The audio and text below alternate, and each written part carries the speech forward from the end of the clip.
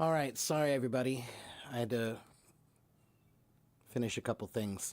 Hello, Miguel. Hello, Rishab. Hello, Bird.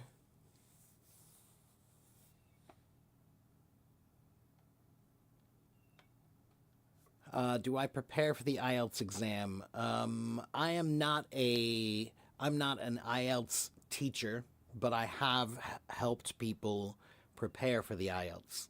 Okay, so I can help you if you want to, but you have to pay my lesson fee, which is $20 a half an hour or $40 an hour. Oh, thank you, Miguel.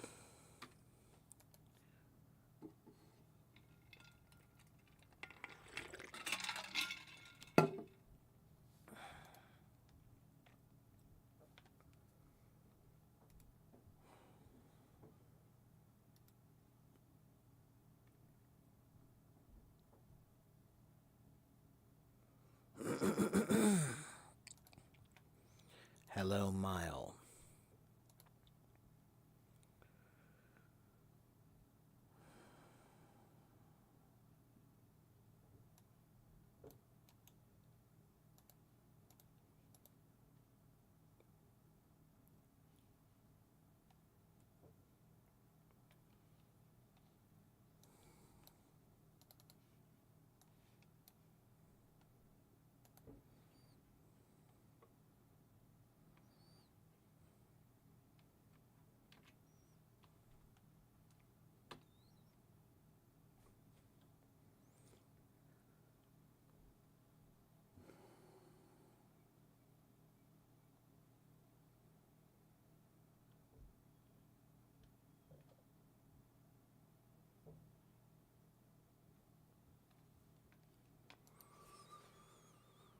All right, so I'm here. It's 9:45 a.m. It's May 13th, 2026, and I'm ready to answer your questions. So you should ask me your questions.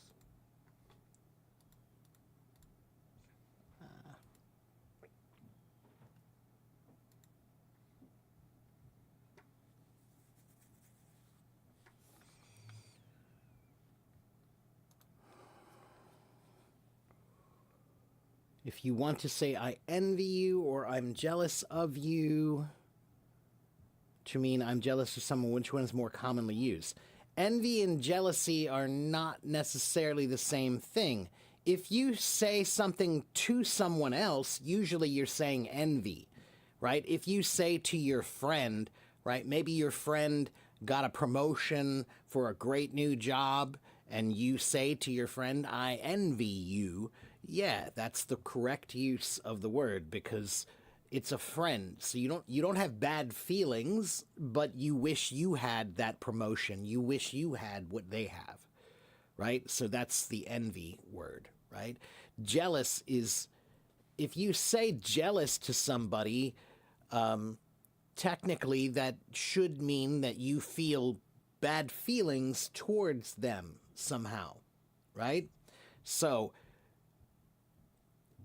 these words do get misused a lot. Okay, so there are many people who will say, oh, I'm so jealous of you, but they really mean I'm envious of you.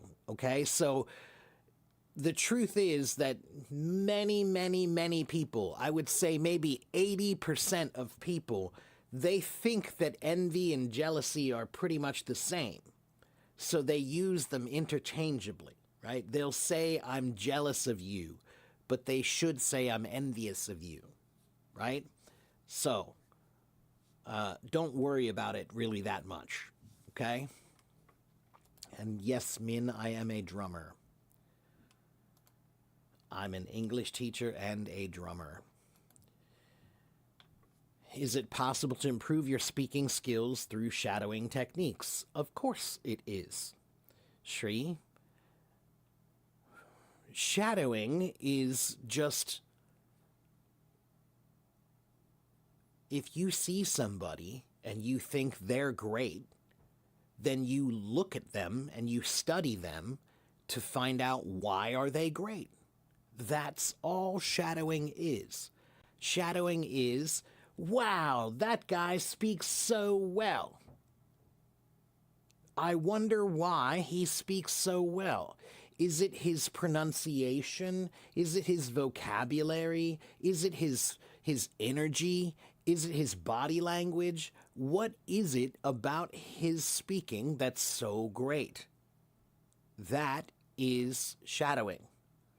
So shadowing is great, but you have to shadow someone great.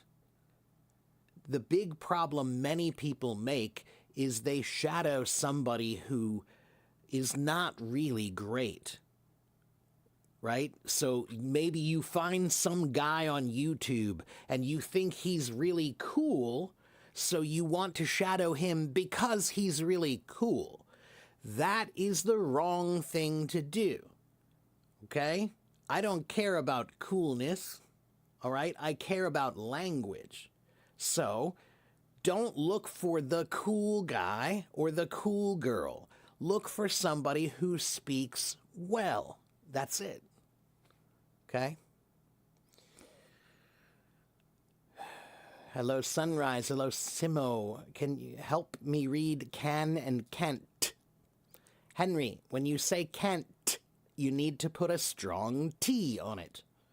Okay? And sometimes maybe you'll speak to someone and you won't know which one they said. You won't know. Did you just say can or did you say can't? I'm not sure. So if you don't know, then you should ask.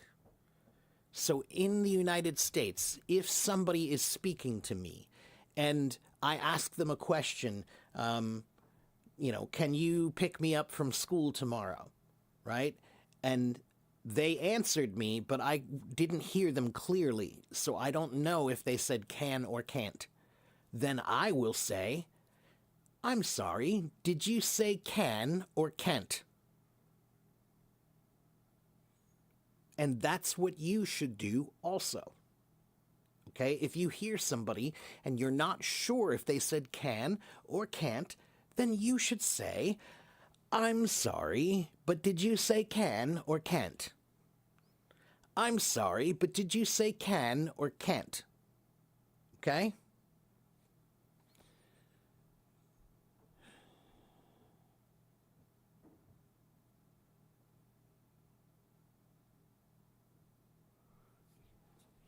You're a drummer too. Okay, well, cool, man.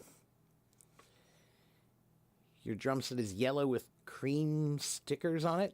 Cream plus stickers on it. That's cool. All right. What else? What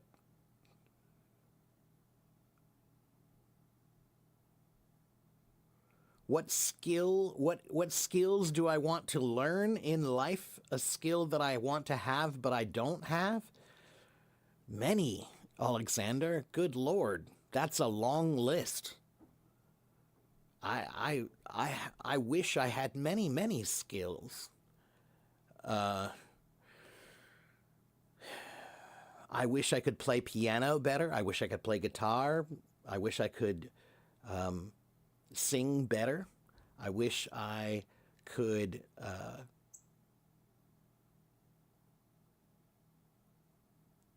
me think.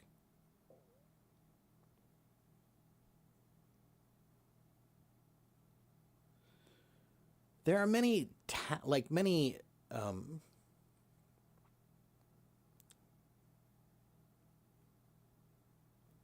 there are many things that I wish I could do or I wish I could do better, right? Like, so there are things that maybe I can do, but I'm not that great at them, but I wish I were better. So, yeah, plenty of them. Today you encountered the phrase "a dash of" means a small amount of something. Is that usually used on food? Yeah, a dash, right. So the word dash, where does dash come from? The word dash means to move quickly, right?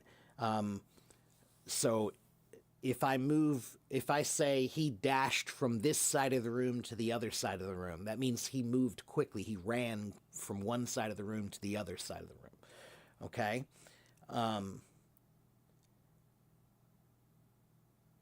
And we even say the word dashing. He looks very dashing means very handsome, but it means like looks like you're ready to go somewhere or something, ready to do something important. You're ready for movement, I guess is the idea. So the meaning of a small bit, though, one moment.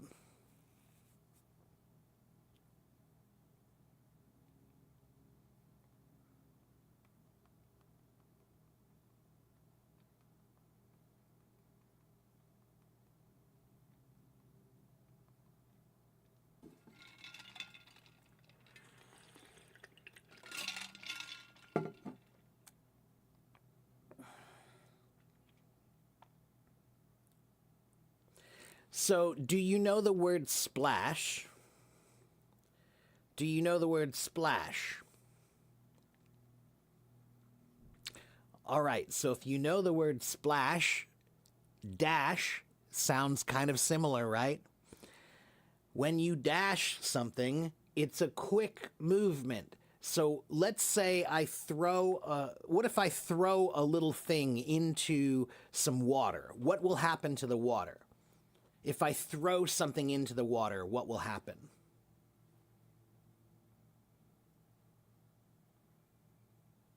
Then it will splash, right? So the throwing, when you throw it into the water, that's the dash. It's a quick movement. So a dash, it's a dash. You're quickly throwing a little thing into the pot, let's call it. Like it's cooking, right? Let's pretend it's cooking, right? So you're throwing a dash of salt, a dash of pepper. It means to throw it quickly. And sometimes when you throw it quickly, it will splash, and that small amount is like a dash. Okay? So a small amount thrown quickly into something, that's a dash. And it means, again, you're moving quickly. It's a quick movement. A dash of this, a dash of that, a dash of this. Okay? And let me think.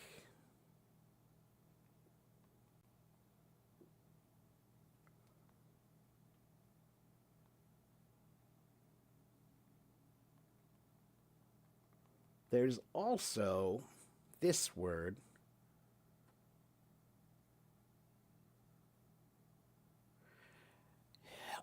In Christmas, during Christmas, we sing about Santa Claus and we sing about Rudolph the Red-Nosed Reindeer, right? And he had all these reindeer, right? And he says their names. He says, now Dasher, now Dancer, now Prancer, and Vixen, on Comet, on Cupid, on Donner and Blitzen. So this is from...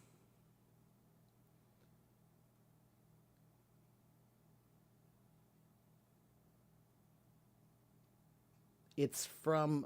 where is that? There's a story. It's a poem. There's a poem called A Visit from St. Nicholas. It's a Christmas story. And in this Christmas story, they talk about Santa's reindeer. And the reindeer all have names, right? And one of the names of the reindeer is Dasher, on Dasher, meaning he's dashing, like he's quick. Okay? Okay, next question.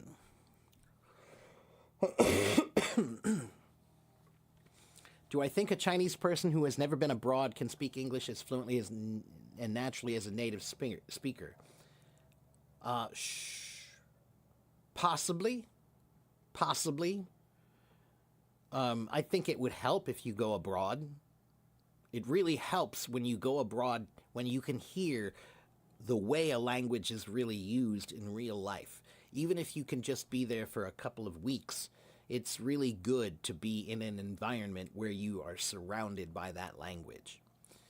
But, okay, when people ask me this question, can I speak like a native speaker? How can I be as good as a native speaker?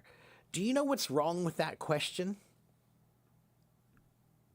When you ask me if you can be as good as a native speaker of English, what's wrong with that question? There's something wrong with that question.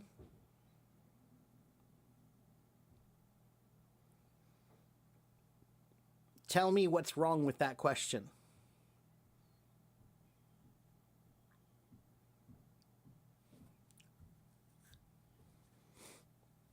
Insecurity? Not exactly. Too ambitious? No, not exactly. That's not the problem. The problem is one very simple thing. There are 330 million Americans, and about 60% of those are native speakers, I think, if I remember right, maybe 70%, I can't remember. But let's just say, let's call it 300 million Americans. You think that all of those Americans speak really well?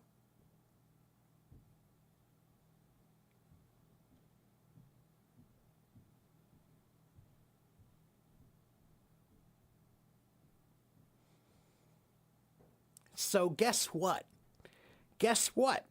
Some of you right now, some of you, your English might be better than some native speakers of English in America. Okay? Because not everybody has great language. Not everybody cares about language. All right? Language is something that we learn in school, and then most people, they don't care anymore after school. So that means that most people, their language ability is much, much lower than the standard that you want.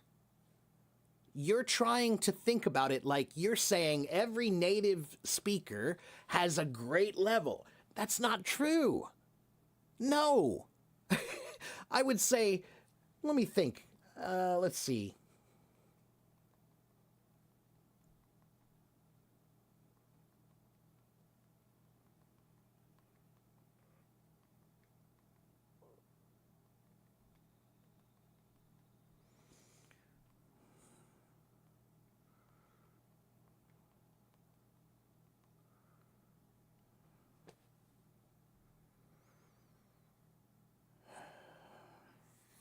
Well, I don't think I agree with this.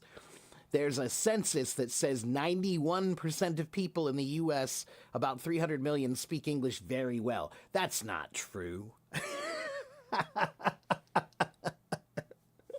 That's not true at all. No, God, that's totally not true. Let me look at this.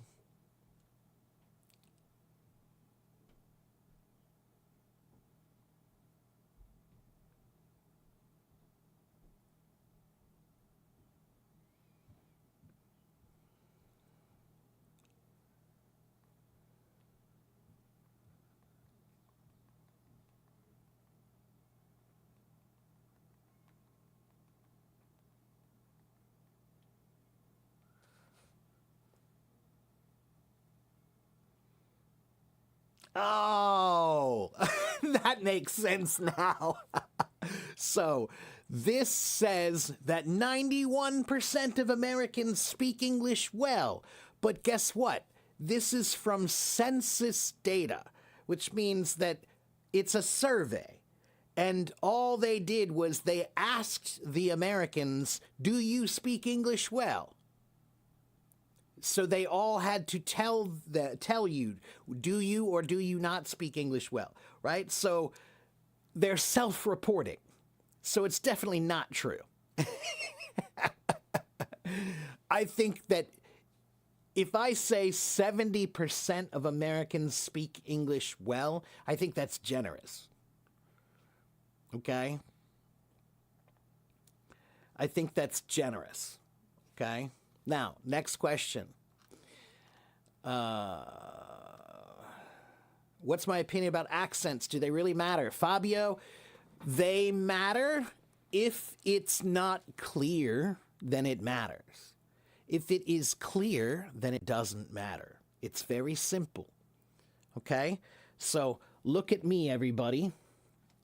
These are crayons, right? And guess what? These are just like accents. Look at all the accents. Look at the beautiful accents here. So Fabio, maybe this one is your accent here. This one, okay? Now, this one is sharp, but what if this crayon is not sharp? What if this crayon was dull? It's very dull, okay? It's not sharp. Can I write my name very clearly? If I want to write small, can I write clearly if it's not sharp?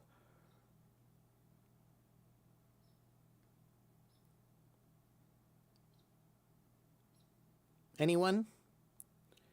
No, I can't write clearly if the crayon is not sharp, right? So now I have two choices. I can change crayons, or I can do what?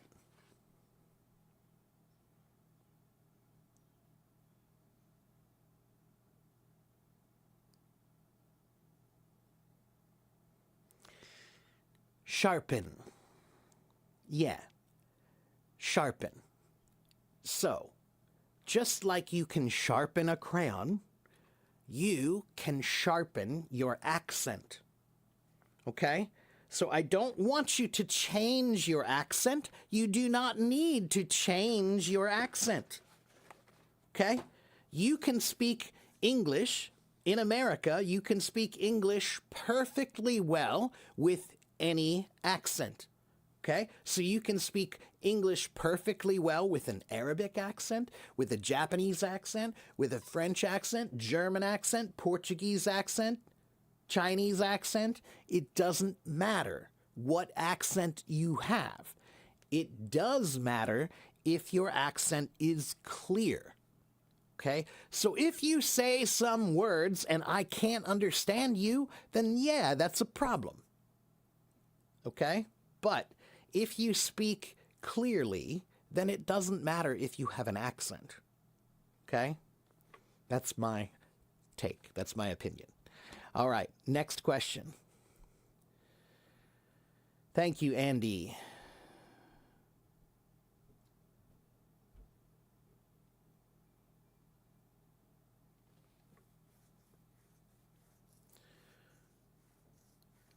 Look at that. Fun fact, the average IELTS score of German students is actually higher than that of British students.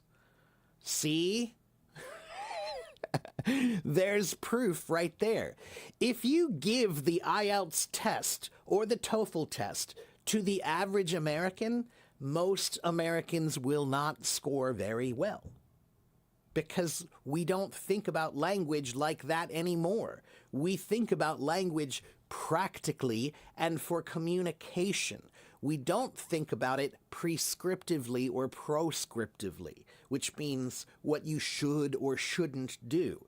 We don't care about should or shouldn't anymore when you get into the real world. We only care about understand or not understand. All right? Now, if you're taking the TOEFL or the IELTS, then yeah, you have to care about that. All right? If you're in school studying English, then yes, you need to care about that.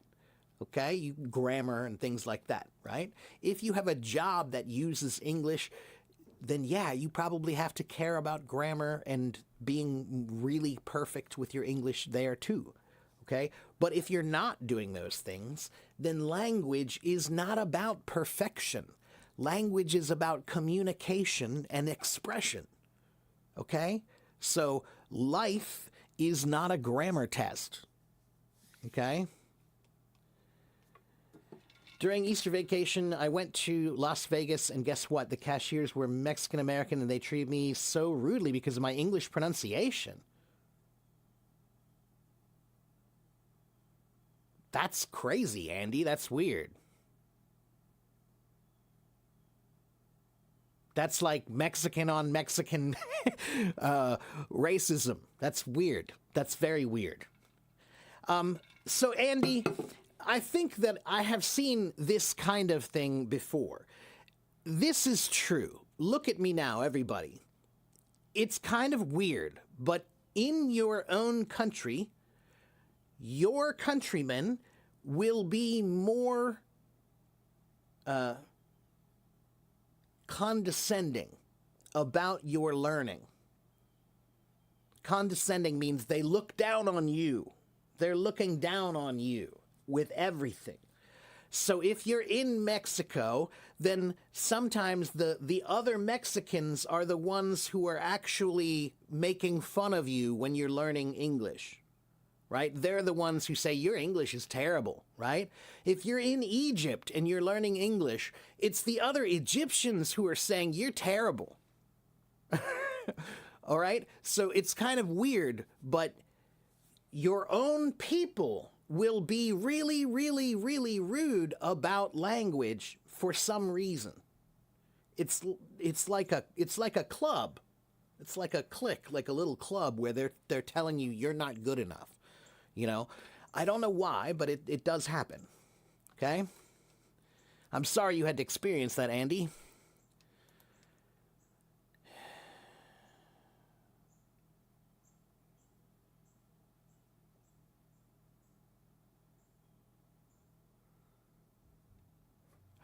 You're asking about the possibility of learning two languages at the same time, for example, German and English. Jumana, you can learn two languages at the same time. You can learn 10 languages at the same time. But is it a good idea? Is it a good idea? Right? If I want to go to New York City, I can drive, I can fly, or I can walk.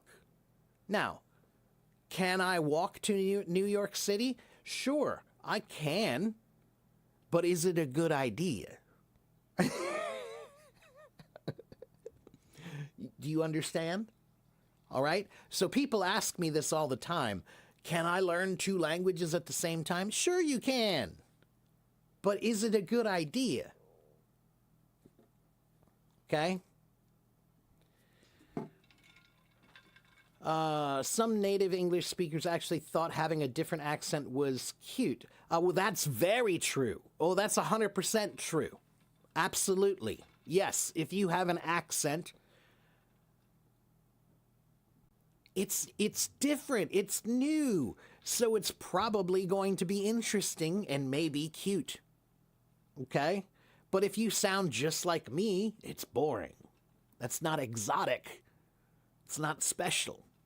But accents are special, okay? So, guess what?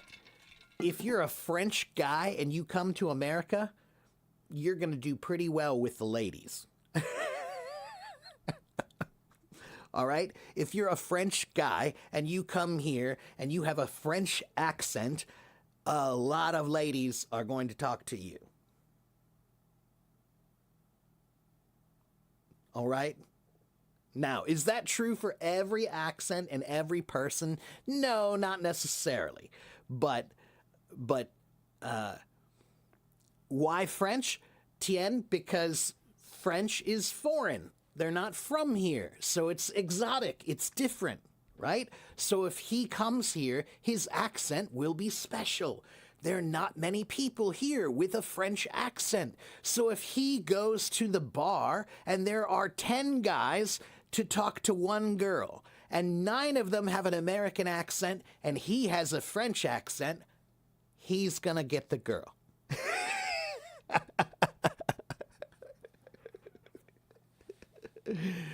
All right? So, yeah, it's kind of funny that way. Yeah. Some people always tell me that I speak with a cute Russian accent. See, yeah, accents are exotic, and exotic is interesting. So it's much more likely to be cute. Okay? Okay, next question.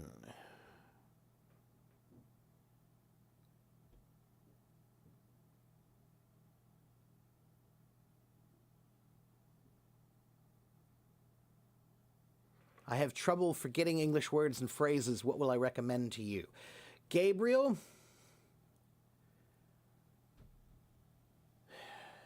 I think there are two things you need to understand. One is if you want to study something, if you really want to know it, then you have to live with it. So you have to be with that information or that activity as much as you can. Okay?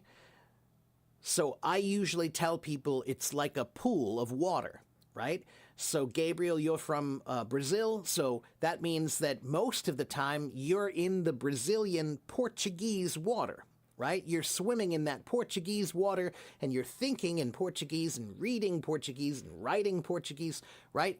That's the water you're in is Portuguese water all the time. That's why you're comfortable in that water. But you're not comfortable in the English water because you don't spend a lot of time in there. Okay? So that's the first thing you need to understand is if you want to remember, you have to spend more time in the water. Okay? Then the second thing is if you want to remember something, you need to find a way to learn it more than one way. So every time I think about learning something, I think about learning from every angle, right? So this is the thing I'm learning. So I want to find some way to look at it from here, and I want to find another way to look at it from here, and another way to look at it from here. So maybe I'm reading some books, and I'm also looking at some videos, and some apps, and a teacher, and some friends, and every single angle is a different way to look at the same thing.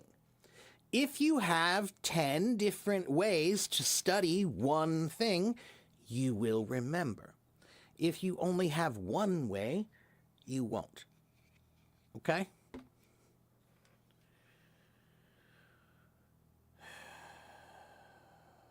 Any accent can be exotically romantic or attractive.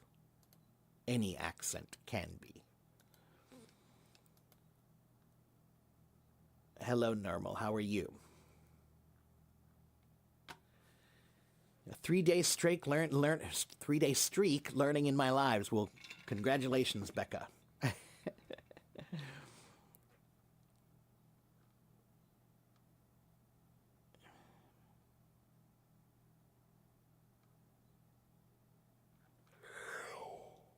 Oh, excuse me. Do I think that's a bad way to learn English from a non-native speaker? In general, yes, but not always. Okay, so for example, I speak some Chinese. The truth is, I will probably be a better teacher of Chinese for an American than a Chinese person because I learned Chinese as a non-native. So I understand learning the language as a non-native. But a native person doesn't understand learning the language as a non-native. So when native speakers want to learn Chinese, many times it doesn't work well because the Chinese people are trying to teach them the way they learned. That won't work. That won't work. Even in China, they have special classes where they teach Chinese, where you're teaching the language to the people who speak the language, right? So you're teaching Chinese to Chinese people, you're teaching English to English people, right? So when this happens, oh, wait a minute, sorry, hold on. I got a message. It's important.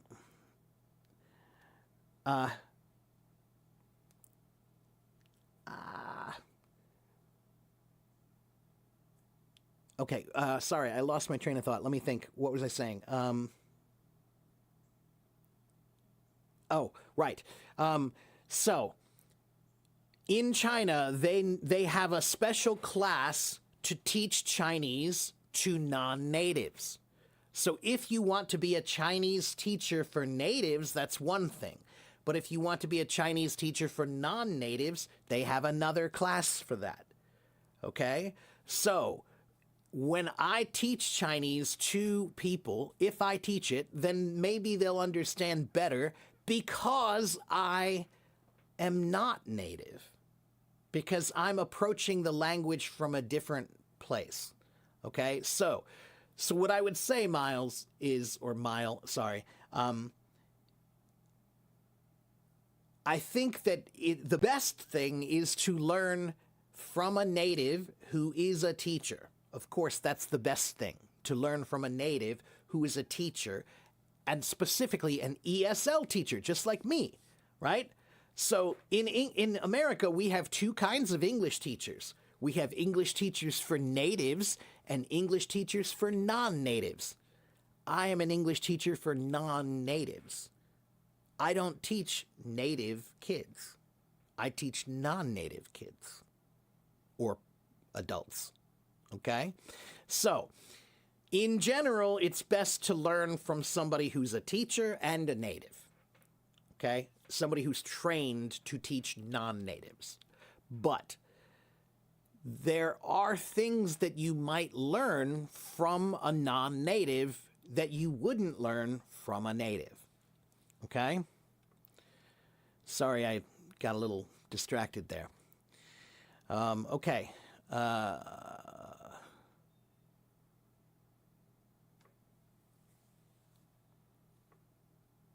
Portuguese seem one classic music? What's that mean, James? I'm not sure what that means. Hello, Dolores?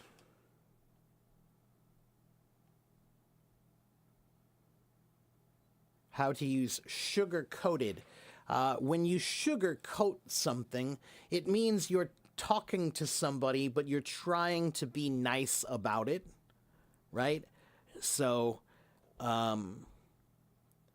maybe you're at a party and nobody wants you there. Everybody doesn't like you and they don't want you there.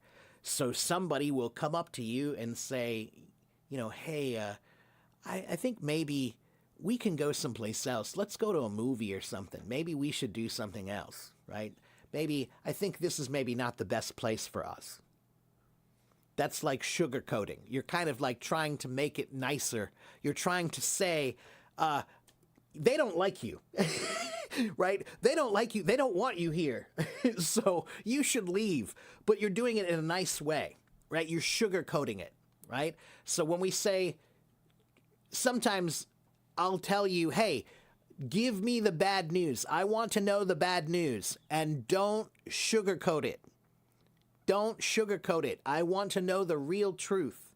Don't make it sound better. Okay? Don't sugarcoat the truth.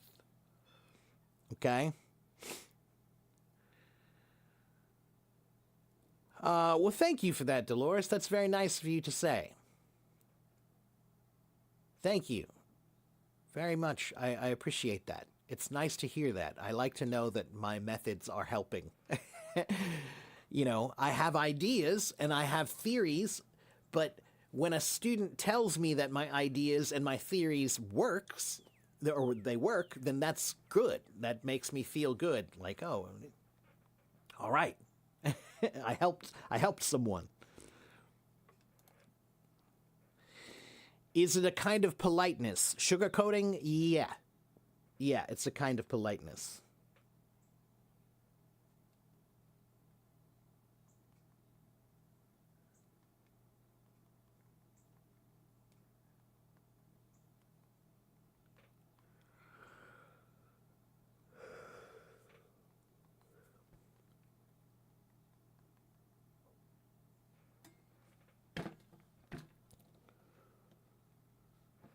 All right.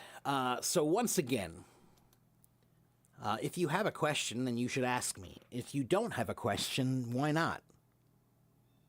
That's how this room works. This room is the place where you do the work and I give the answers. So all you have to do is come here with questions. So you need to study by yourself. And when you're studying, you have questions. Write them down and come here and ask your questions, and I will help you. Okay?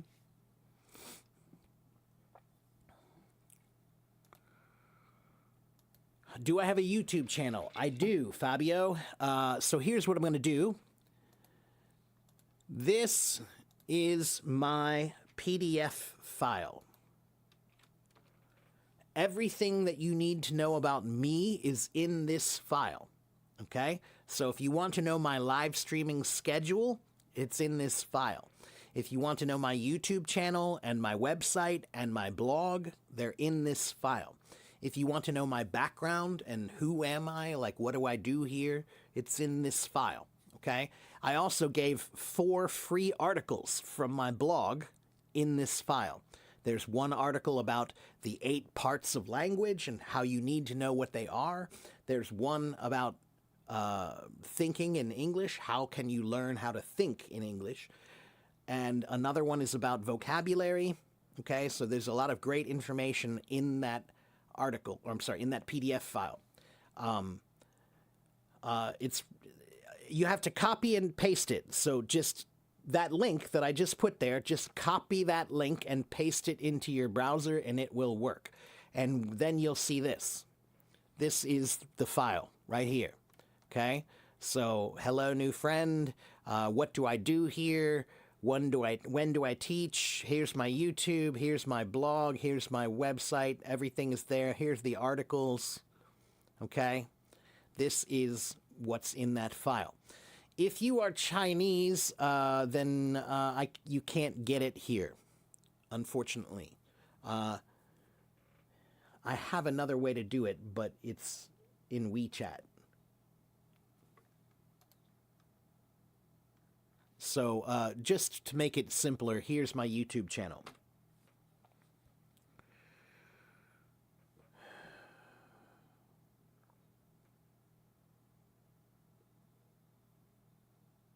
You're welcome, Normal. You've noticed that native English speakers often say, I'll tell you what. I'll tell you what is just... I don't think it's super common, but it's something we say... how do I explain this? It's kind of like if in Chinese, if I tell you something and then at the end I say, 你知道吗? That's like, it's like that. It's like, I'll tell you what is like, kind of like, you understand? Okay? It's kind of like, it doesn't really have any extra meaning. It's just saying, wow, that's a hard one to explain.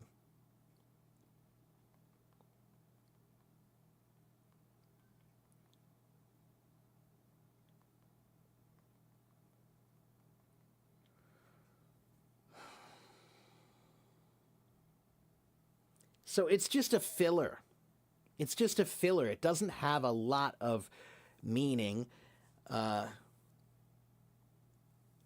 So it can have 2 meanings. One is if you put it at the beginning of the sentence. I'll tell you what. Let's go to the store and I'll buy you something. Okay? That's one meaning. In this case, it just means this is my new idea. This is my idea. This is my suggestion. All right? So if it comes at the beginning of the sentence, I'll tell you what, let's do this. You're right. We do that a lot. And that one is just like saying, this is my suggestion. But sometimes we say it at the end of the sentence. And when you say it at the end of the sentence, it's more like just saying, to add emphasis. To be like, you know what I mean? Like, really? Do you know what I mean? Right? So, I'll tell you what, I'm going to help you. Don't worry. That's at the beginning of the sentence. That just means, here's my idea. Okay? But if I say, Man, learning languages is really hard, I'll tell you what. That just means, don't you think so too? Or, don't you agree with me? Okay. All right, next question. Have I read the Tao Te Ching by Lao Tzu? Yes, I have, but a long time ago. I can't remember. I think I was about 20 years old, maybe 21.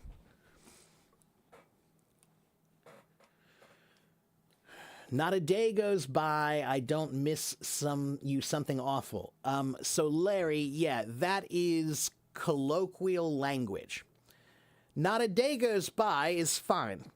When you start the sentence with that, it just means every day. 每天的, right? Okay, but when you say, I don't miss you, something awful, the I don't miss you part is normal. Okay, that means like every day I miss you.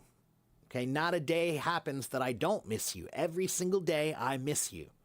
Okay, when you say something awful, that's colloquial language. It just means a lot. Something awful means a lot. Okay, so that sentence in Chinese would be 每天我很想你. That's all.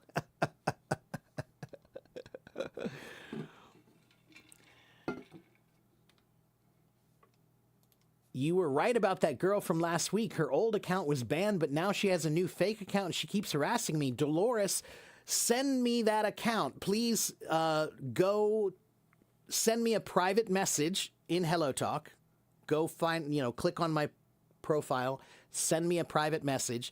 And when you send a private message, there's a space in HelloTalk where you can share a contact. Do you know how to share a contact? So if I go here, this is the contact here. So if I go to the bottom here, in the bottom you can hit the plus button, and then it'll say introduce. Introduce. Send me her profile with the introduce button, because she's supposed to be banned completely. Her device is supposed to be banned. Her IP address is supposed to be banned. So please send that to me so I can make sure she's not coming back. What do I think about social media? It's 95% of social media is crap. Okay, 95% of social media is garbage. Social media can be good. It's a tool. It's how you use a tool that matters, right? If I give a hammer to a carpenter can make a beautiful table for me with that hammer. If I give that same hammer to a little boy, that boy can destroy the house, right? So the tool is as useful as you make it. The tool is as dangerous as you allow it to be. Okay? To make sure that you understand yeah, it's just an emphasis. That's right, Nario. Yeah. Do I have any recorded videos? Miles, my YouTube channel, but 如果你是中国人，你需要用梯子。Okay? So, yeah, I have hundreds of videos. Hundreds of them. But you have to use a VPN. Yes, Dolores, if you send me a message, I will help you. As soon as I'm finished here, I will take care of it. Actually, let me see if I can take care of it now.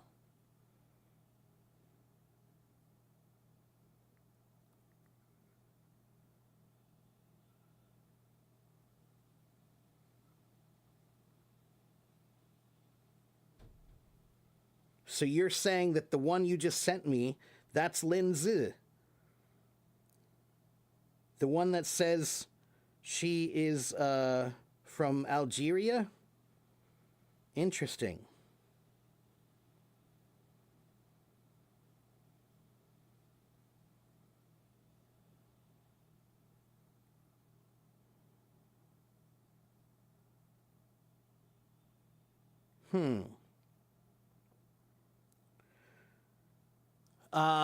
Can you send me a few pictures of her messages to you?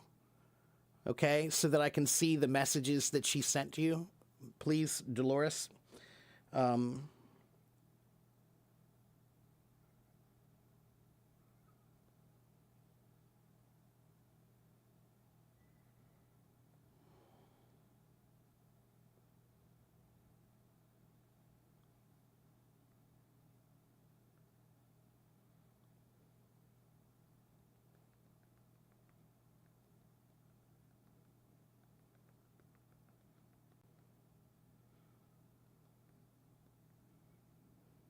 Please wait.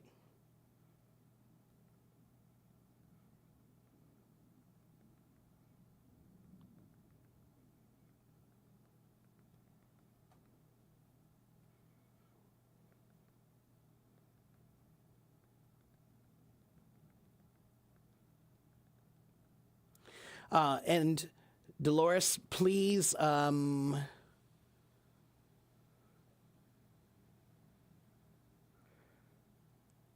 me think. Make sure you report her also. If you didn't report her already, then make sure you report her. Okay?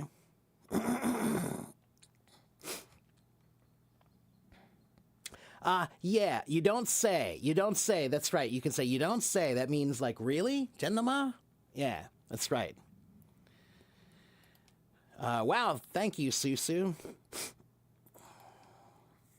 That girl thinks you raped her or what? No, I have no idea.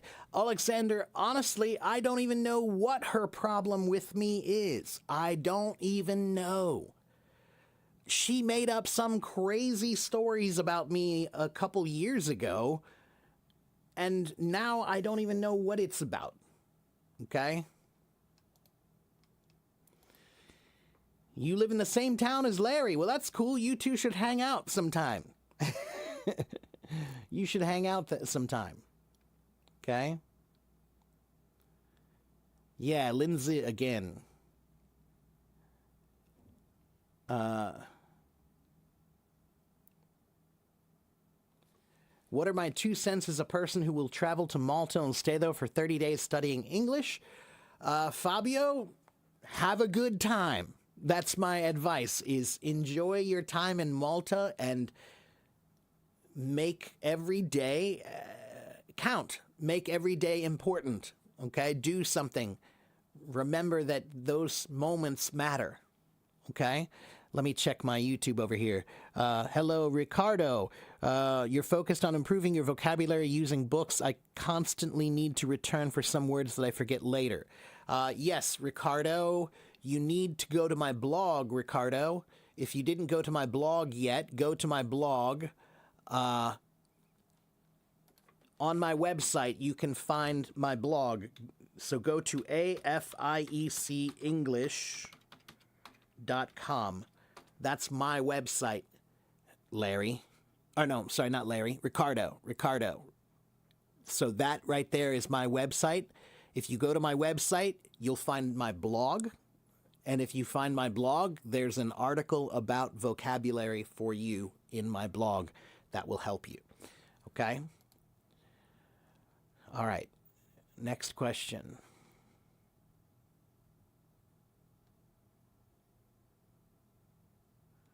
Last time I shared a grammar link, you mean for the books? The grammar books?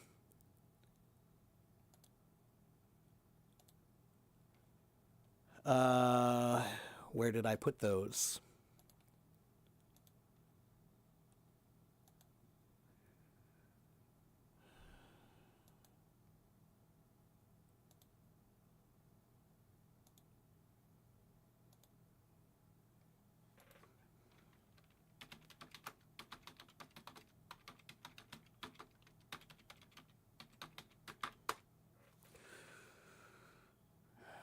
Please wait a minute.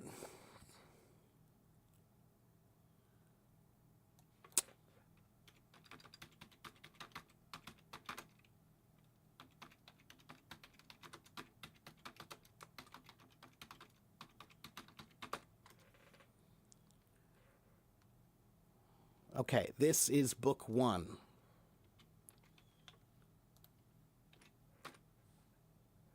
Right there. Okay, that's book 1.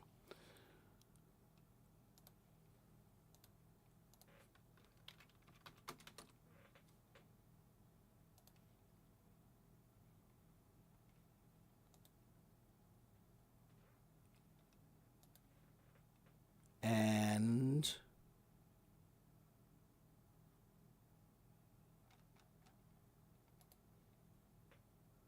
this is book 2. Okay, next question.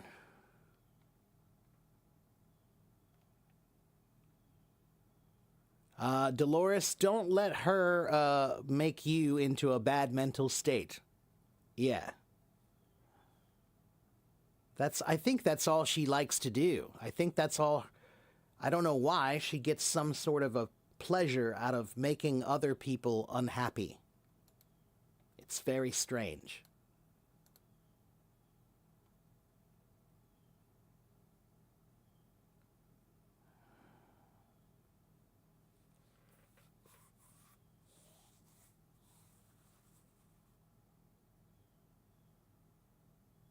Okay, she probably loves me. I don't think so, Alexander. No, because she's done this to other people too. There's another live streamer on Hello Talk that she's also stalked him too. No, I think she has... I feel sorry for her, but I think there's something wrong with her. I think there's something wrong with her. What's the meaning of your 2 cents? Your 2 cents means my ideas, my feelings, my belief. So if I say that's just my 2 cents, that means that's just my opinion. That's just my idea. Okay? If I say I'd like to hear your 2 cents, that means I'd like to hear your ideas. Okay?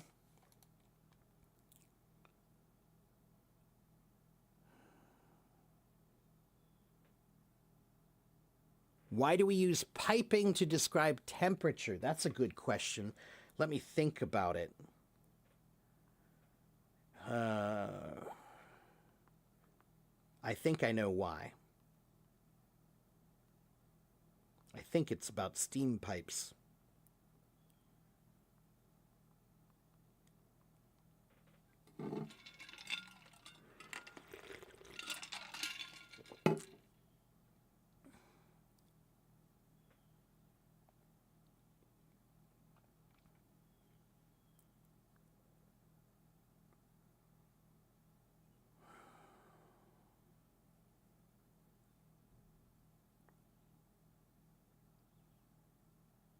So when something is very, very hot, like maybe if you're cooking some sausage or some meat in a pan, when it gets very hot, it sizzles, right? And it makes some steam, maybe. It's shooting out the hot air like steam, right? So the term piping hot is that when something is hot, it makes a whistle sound, kind of. Like maybe if you're making some sausage, it'll do that a little bit sometimes, right? You'll hear it kind of buzzing and popping and sizzling, right?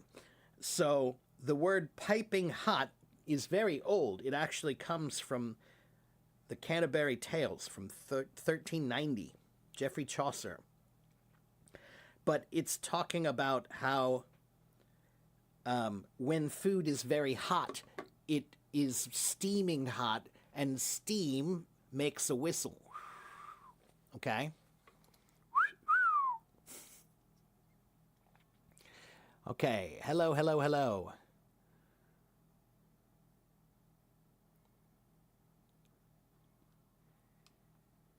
Yes.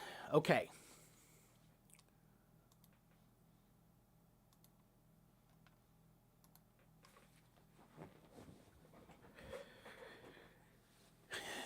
Let's put it this way. I don't even know this person. I have never, ever had a conversation with her. I don't know her at all. So it's very weird.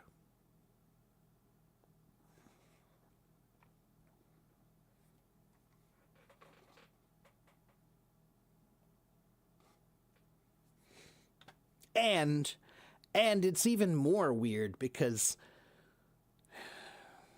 she comes here. She knows I'm a teacher. She knows that what I do here is teach. That's all I do. Every single time I'm here to teach. And everyone knows that. It's all on video. Everything is recorded. But she tells people that I do crazy stuff on my live streams, like very inappropriate things. No, I don't. They're all on video. Anybody can see everything I do. It's all on video. So it's very weird. And then to me, it's also weird when, if you know I'm a teacher and I'm trying to help other people, and you want to stop that? For what reason?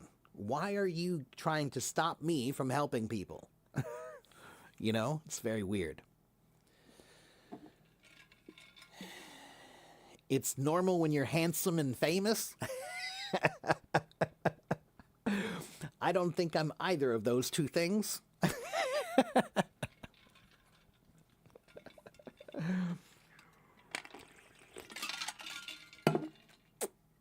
You guys are too kind. You guys are too kind.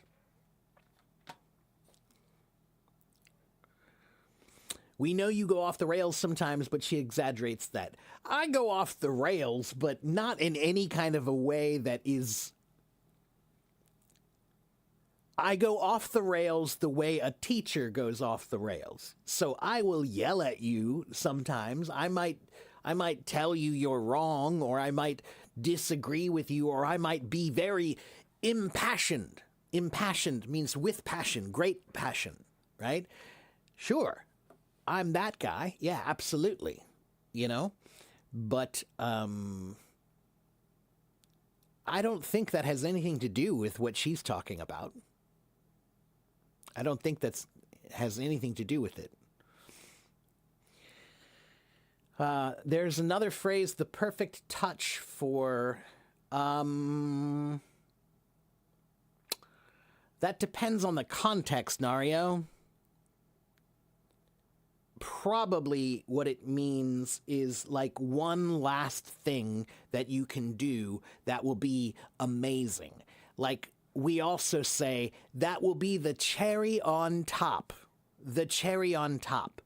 Okay, so the cherry on top means you've done something great. You have a gift. Let's say you have an amazing gift, right? You bought them, let me think.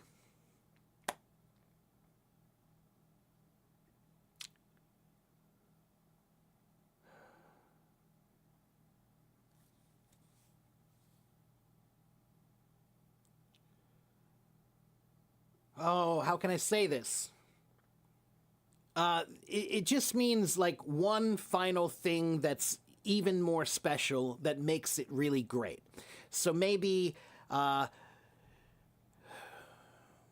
you bought them a car, and you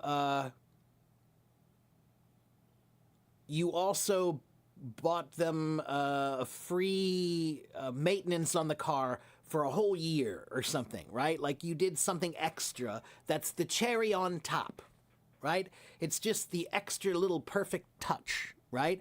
So sometimes the final touch or the perfect touch means one last thing that we add to something to make it better, like the cherry on top, like a sundae, right? When you make a sundae, you have ice cream and you have chocolate, maybe some bananas, and then whipped cream, and on top, you have the cherry, right? That's the cherry on top.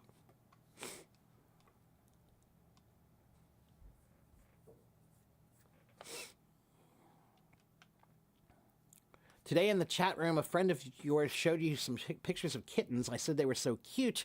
There were black ones and gray ones. Someone next to me...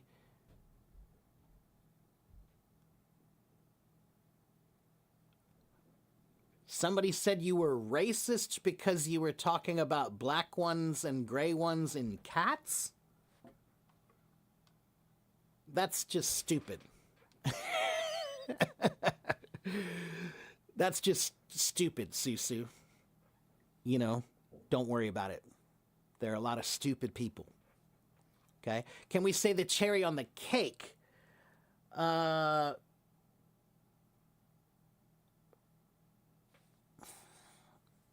You can, Alexander, but we don't, right? So can you? Sure, you can. But I've never heard anybody say the cherry on the cake. We just usually say the cherry on top. In that case, it could be a cake, could be a ice cream, it could be something, right? Just with a cherry on top, okay?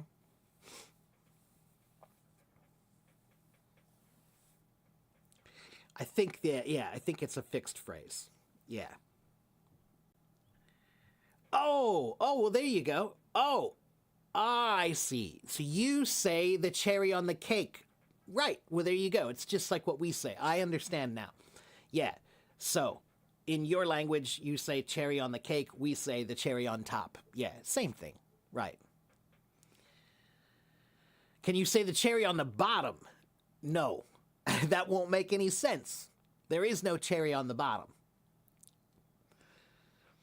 Can I talk about British economics? No, because I don't know anything about British economics. I'm an American. One, I'm an American. And two, I don't know anything about economics, except I know that all economics are based on lies.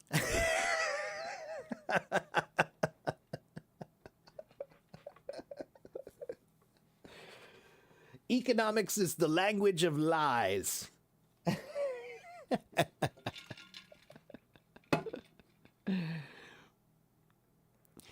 Do I know about literature and linguistics? Which one is best? Okay, best for what? They're both good, but they're different things. Literature is studying the writing of a culture, right? So British literature, American literature, right? It means the things that were written by American authors, right? The famous books that are important, that have great meaning. That's studying literature. Studying linguistics is studying about how languages are created and the systems of language, okay? But linguistics is not the same as learning a language. When you learn a language, you're learning to speak. You're trying to practically use a language. When you learn linguistics, it's not about learning how to speak the language. It's about learning how this language was created, why was it formed that way, and what's the logic behind the system. That's linguistics. Okay, what's the logic behind the system of language? Okay? Can I say something about NVIDIA? They're a company. NVIDIA is a company. There, I said something about NVIDIA. Hey, guys, I don't know what you think, but guess what? I'm not God. Did you know that? So I don't have every answer. I don't know everything. And there are many topics that I don't know anything about. So I don't know anything about NVIDIA as a company. I have a part from them in my computer. My computer has a part from NVIDIA. That's it. Okay, that's what I know about NVIDIA. Economics, what do I know about British economics? Nothing. I know nothing about British economics. Nothing. Why would I? Why would I? You know? Let's see. Why don't I stream on Twitch or YouTube or Kick? I am streaming on YouTube right now. Alexander, every time I'm here, this is on YouTube right now at the same time. Okay? Why don't I do Twitch or Kick? Kick I don't even know about. I think I'm too old for Kick. Twitch, I've thought about doing Twitch, but I'm not sure. Twitch doesn't seem very serious to me. I'm a serious guy. I like to make fun. I like to have jokes, you know, make jokes and have fun. But I am serious about what I do. So Twitch seems like a place that's for not serious people. You know, it's video game people. That's not serious. You know, so I don't know. What's the meaning of the idiom loose cannon? A loose cannon means a wild person who's going to do things that you don't know what will happen. You don't know what to expect from this person. They're a wild person. They have wild ideas. They will do wild things. That's a loose cannon. All right? So, I think, let me see.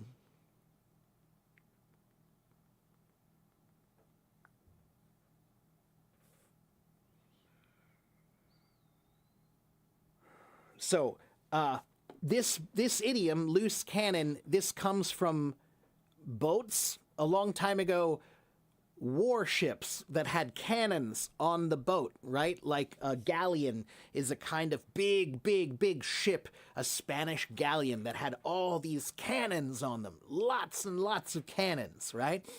And the cannons, when the cannon fires, the cannon kicks back, right? So the cannon goes and it shoots the ball that way, but the cannon goes backward.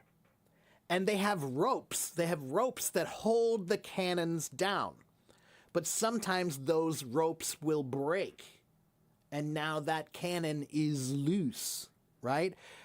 On a ship goes like this all the time, right? And a cannon is on wheels and it will roll. So it will roll and kill you if it's not tied down. So they have to tie down the cannons, and if the ropes break, now that cannon is loose, and it could roll around and do anything. That's a loose cannon.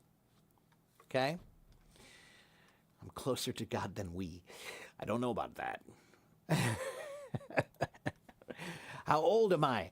Salma, I am older than the flowers, but I am younger than the mountains. Favorite video game ever? Waleed, I'm not a video game guy, man. The video games that I enjoyed are old, right? Like, I used to like playing the video game Civilization. When I was younger, I played Civilization. I liked the Dungeons and Dragons video games when I was younger. But that's like 30 years ago.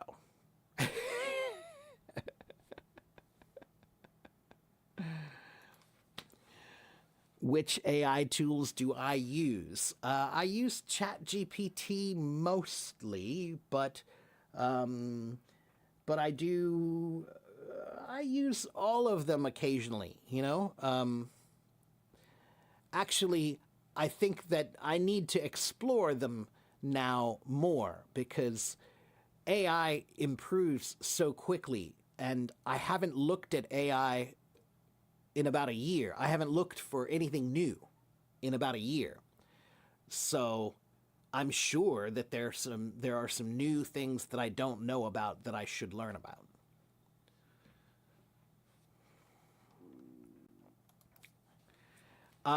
Alexander, I have never played any Grand Theft Auto. I have never played Wii. I have never played Switch. I have never played any of the modern video game systems. None of them. I've never used any of them. The last video game system that I used was a Nintendo original.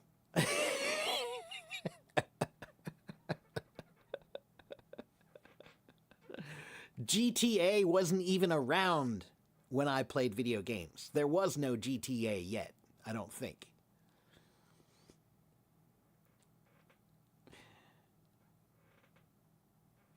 Now you see why I'm so reasonable, because I don't play video games? Well, that's true.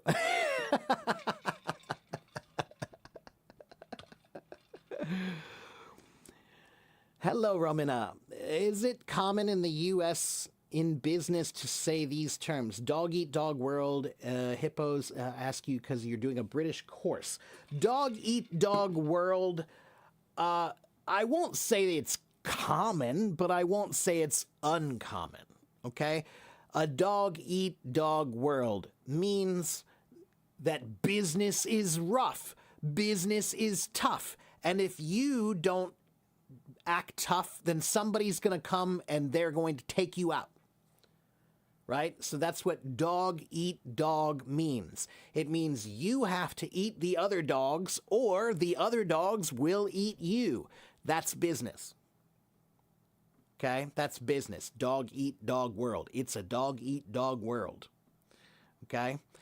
Neodymium says it's a Latin idiom originally. That's true. Yeah, this one's very, very old. It goes all the way back to Latin. That's right. Now,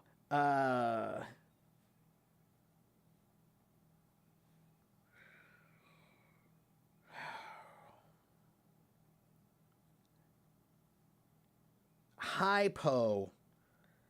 I'll be honest with you, I've never heard of a hypo before. I've never seen that term before. I kind of think that's stupid.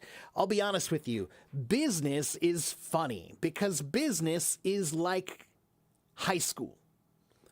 In high school, you create language when you're young. You create words, right? Those are the words that the cool kids use, right?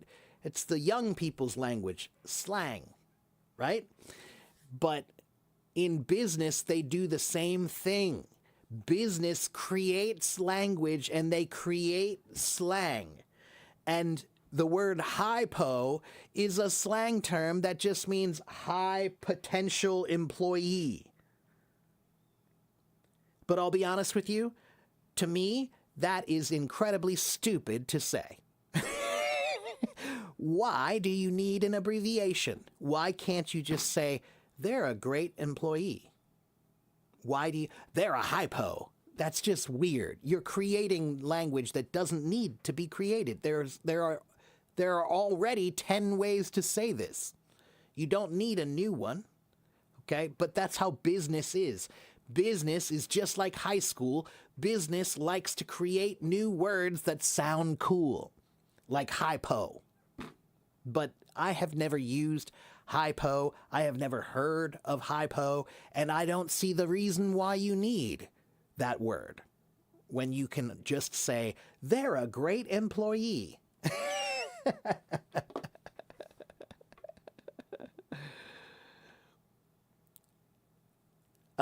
Could I share how you study Chinese? What's the difference between comparing with learning English? So I've been studying Chinese by myself for many, many years. But the way that I study Chinese is the way that I'm teaching you to learn. I studied Chinese with a system. Vocabulary, reading, writing, listening, pronunciation, grammar, speaking, thinking. The same things that I'm teaching you for English, that's the system that I used to teach myself Chinese. Okay?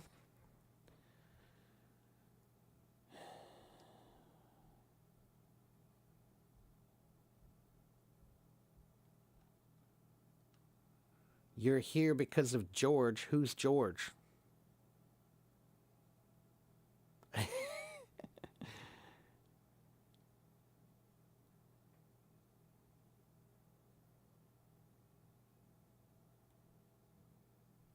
I watched a series, a character said sup instead of saying what's up. Nario, that one is very common, okay? And that one is very old. Nario, when I was in high school, I lived in the suburbs, so I lived outside of the city. okay? But in high school, I decided I wanted to go to a special school for art, for music, that I went to a special high school in the city. So every day I had to take the bus into the city. And when I was 15 years old, I was this like super, super white boy from the suburbs, right? And hello, my name is Mark. Nice to meet you. I was really, really,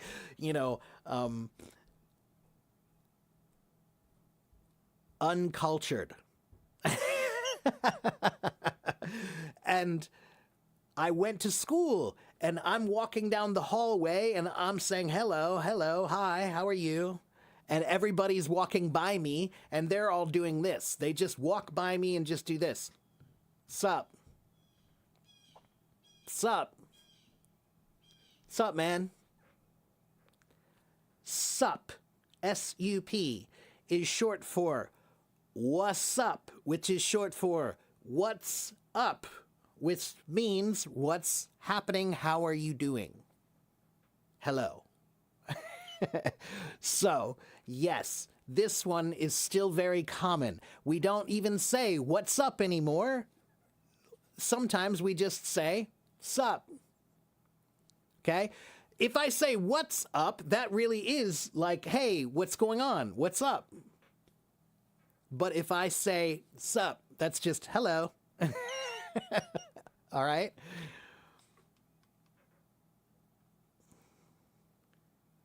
Where does the word atlas come from? The word atlas comes from Greek history and from maps. Let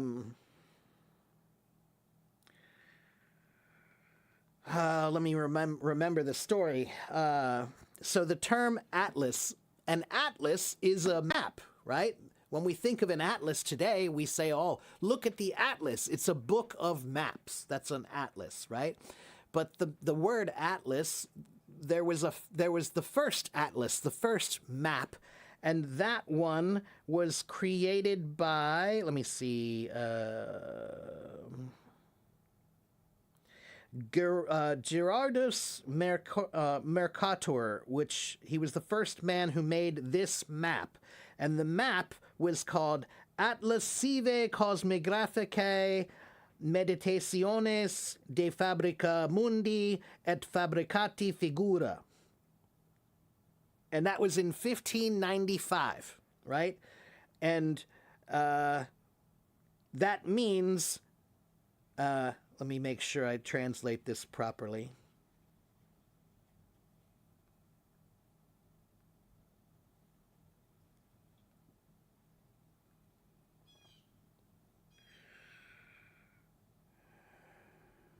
What happened?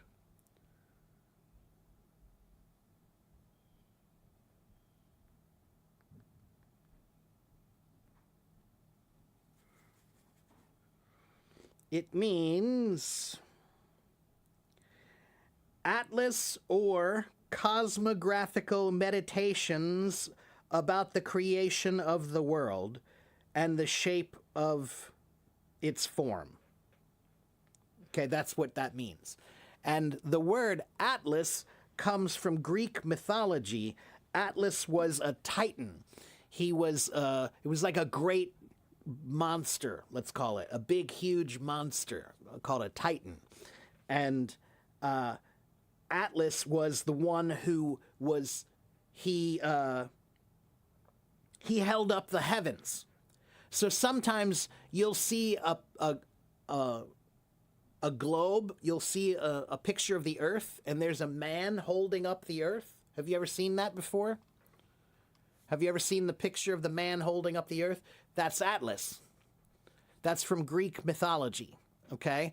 So the term Atlas comes from the Greek mythology of the Titan Atlas, who was the Titan that held up the earth. All right, he held up the earth. He held up the heavens. The heavens, sorry, not the earth, the heavens. And then they made a map, and it was one of the most famous maps of all time, was the Mercator map. All right, and the Mercator map was made by this guy. He was Flemish. So it was a collection of maps, and it was the first one, and it had this term atlas, like he was like showing all of the world, because that's what Atlas did. He held up the sky, right? So that's kind of what it was.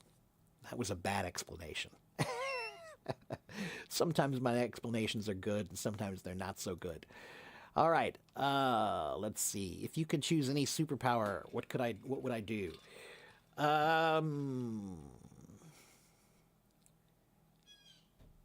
Learning. If I could choose any superpower, the superpower that I would love to have would be the ability to learn anything. Learning is a superpower, but it's not one that most people think about. You can have superpowers. If you learn enough, you will. If you know enough about the world, that's a superpower. But most people never study enough to know.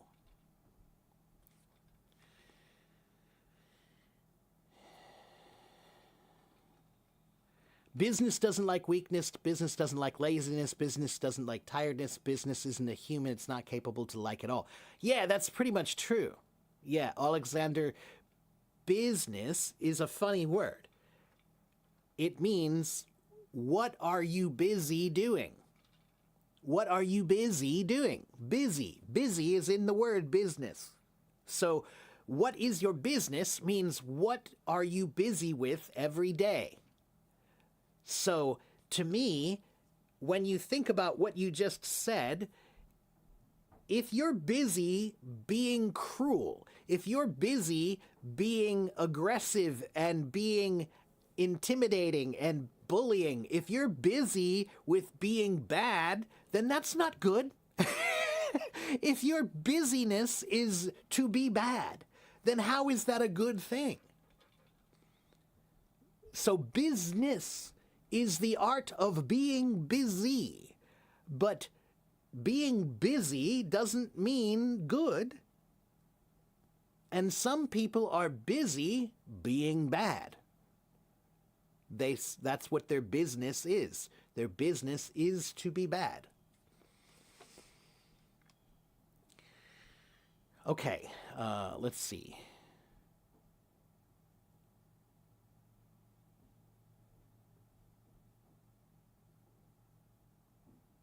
How can someone improve his speaking skill? Well, that depends on what's wrong with your speaking. What's wrong with your speaking? I don't know how to help you if you don't tell me what's wrong. Okay?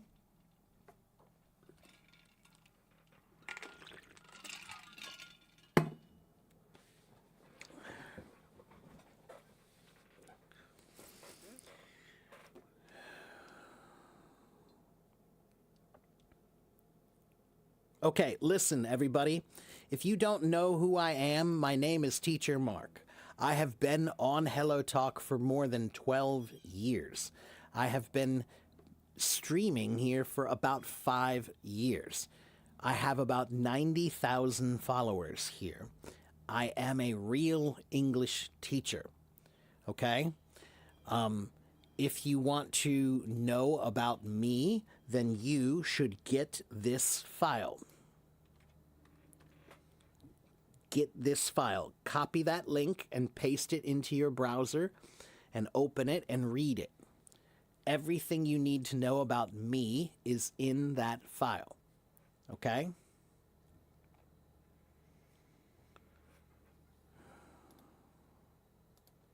I have done more than 1,400 of these.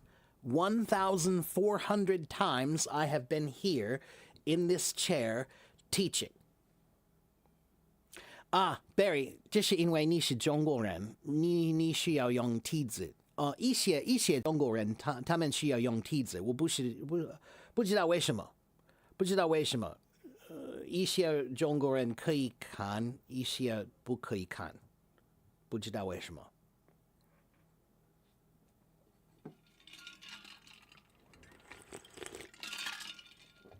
对啊，等我一下。如果你是中国人，你可以看在微信看我，就是这个。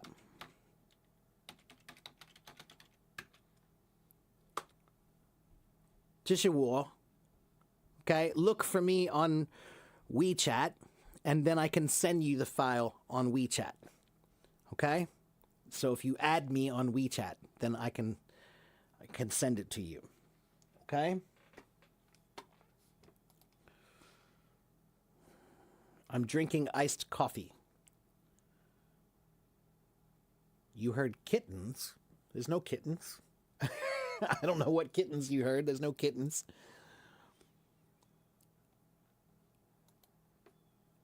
I lived in Taiwan for 5 years.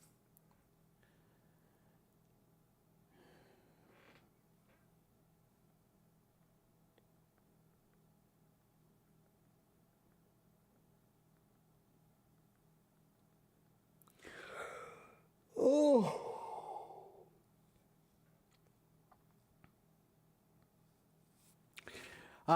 Let's see. How did the modern number system eventually replace... wait. Oh, wow, that's a hard question. Why are Roman numerals completely different from the numbers we use today? So Roman numerals are very inefficient. Roman numerals are not a good way to do math. There's no zero in Roman numerals. And you can't do complicated math with them. They make complicated math difficult, but the Arabic system, the Indo-Arabic system of numerals is much more efficient. That's the only reason why. Efficiency. Okay? Roman numerals were not good for math. Roman numerals were only good for labels. Right? So Roman numerals are great when you want to make an outline. Right? If you need to make an outline about something, Roman numeral 1, Roman numeral 2, Roman numeral 3, they're great for that, but they're not good if you want to do math. Okay? What about these ones? Rainmaker and burn your boats. So Rainmaker, yeah. But not a super common term. There's a movie called The Rainmaker. It means somebody who brings a lot of business, like rain, right? So a long time ago, the Native American Indians who were here, the native peoples, the indigenous peoples here, they would pray for rain, right? They would dance and pray for rain, and they did many things to try to get it to rain, right? So a rainmaker is somebody who is able to make it rain. Oh, look, they can do something and it will rain. So that means they can bring business. They're a rainmaker. They can make it rain. Money. Okay? Burning your boats. We have another one.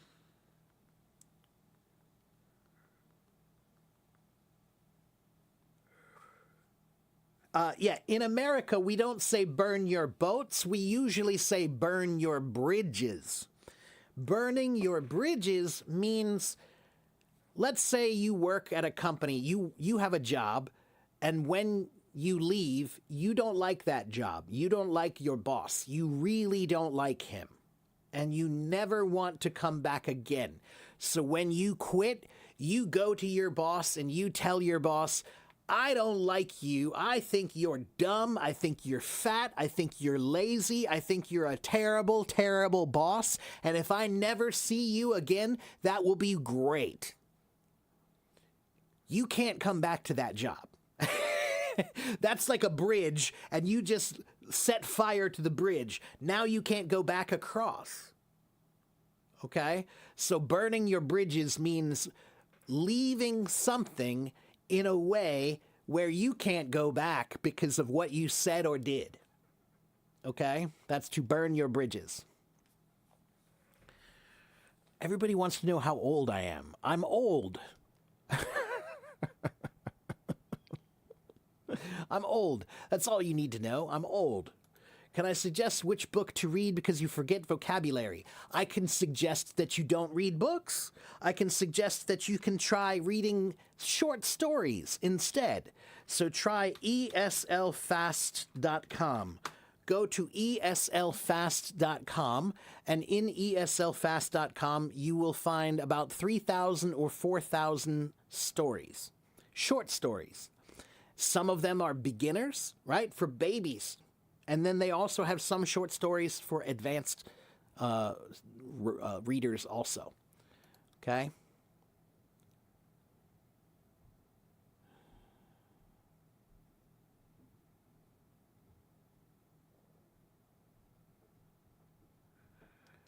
Hello, Jean-Franc. How are you? Sure you can. How old do you think I am? How about that? Let's play that game. Let's play that game. If you know how old I am, then don't tell people. See what they say. How old do you think I am?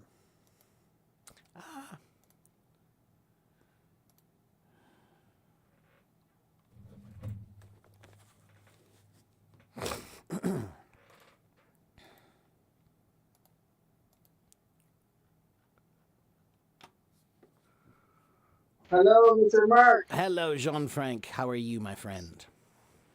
Fine, good to see you. Good Good to to see see you, you. too. I would say I think I know how old you are. Yeah, you probably do. You've been around for a while, so I think you No, know. no, just kidding. I don't know how old you Oh, are. you don't? Well, Nina, No, let me guess. Go ahead, guess. You look like 50. That's exactly right. Really? I am 50. Yeah, that's right. Oh my goodness. Yeah.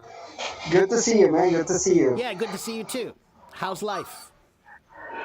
Life is going a little bit difficult, but we keep going. Yeah, well, that's the world right now. I think, Jean-Franc, the world right now for everybody is difficult, but we have to keep going, you know? Yeah. Yeah. I mean, I think that's one reason why I like coming here is because for just a couple of hours, I can feel like the world is not so crazy and not so bad, you know, but then we have to go back to the real world when things are not so great, you know? But, you know, that's, again, I think everybody's feeling like that. We're all in the same boat. That's a good We're idiom. all in the same boat. Yeah. You're right. We're all in the You're same right. boat. It means we're all feeling like life is not so great right now. Yeah. But everything is, yeah, we keep going. I'm still in the same job as content moderator. And but the good thing is I'm still studying, AI. Oh, okay. AI. I'm building now my websites, but now using AI. Okay. So You know, AI is one of those things where I think that AI is a new tool. It's a new tool and it's a very popular tool. So that means that in the beginning, anytime there's a new technology, a new tool, there will be some people in the first few years who are like the pioneers of that technology. Pioneer means like the first people to do something. They're the first people, right? So in this next few years, if you are learning about AI, if you try to be really good, you'll be successful because it's still new. There are not that many people who are really trying to use it well yet. And right now, there are many, many people who are afraid of it. yeah, They're afraid of it completely, sure. so they won't use it, and they can't use it because they're too afraid. They don't know how to use it well, right? So I think that really there are only about maybe 20% of all the people who use AI are using it well. Yeah, I'm learning how to use it to, to build my websites. Because here's the thing: many people think that because it is AI, so especially specifically in this world of programming, this programming world, some people think that you don't need to know programming, and also you don't need AI is just about telling you like AI just build a website. Yeah. No, it's not. And Yeah, that's the it thing. doesn't work like that. It doesn't Yeah. work like that. AI is as smart as you are, or AI is as dumb as you are. Yeah, that's true. That's true. So That's totally true. some people say, "Oh, when I use AI, it's never right, and I don't, it's not good. I don't like it." And then I look at them and I say, "Well, I don't know what you're doing wrong, but I use it and it's just fine when I use it." But I'm careful. Like, I don't believe anybody. I don't believe anything. So when I ask it a question, I don't just say, "Oh, thank you for that answer." No, I will say, "Prove it." I'll say, "I need more." I'll say, "That's interesting, but I need you to show me more." I'm never satisfied. If you're easily satisfied, then AI is not for you. Because you won't use it correctly.